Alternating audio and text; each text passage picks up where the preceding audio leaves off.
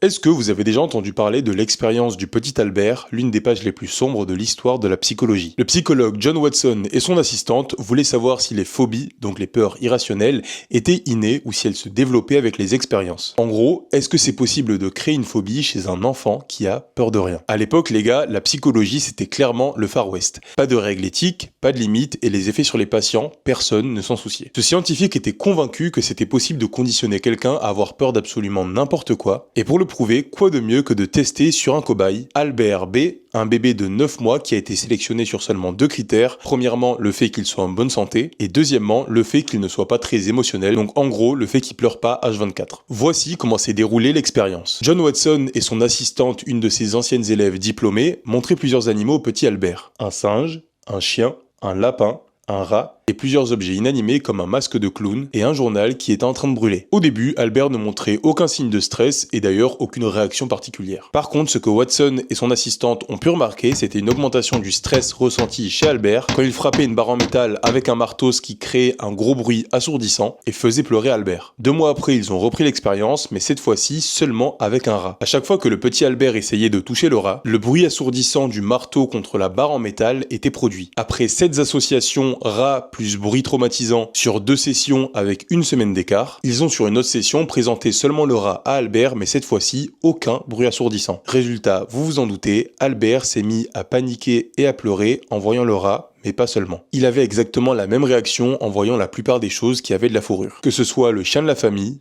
un lapin, une peluche ou le fameux masque de clown. John Watson avait réussi à prouver que c'était possible de conditionner un enfant à avoir une phobie. Le pire dans cette expérience, c'est qu'ils n'ont jamais réparé ce qu'ils avaient cassé. Jamais déprogrammé sa peur, parce qu'un jour, la mère du petit Albert est partie avec lui et ne l'a plus jamais ramené. L'expérience s'est arrêtée là. Albert a disparu dans la nature avec ses traumatismes et on ne sait pas ce qu'il est devenu. Je suis curieux de savoir ce que vous en pensez. Est-ce que selon vous, c'est acceptable de faire des choses qui sont éthiquement discutables si c'est pour faire avancer la science ou pas? Dans tous les cas, si jamais la vidéo t'a plu, n'hésite pas à t'abonner.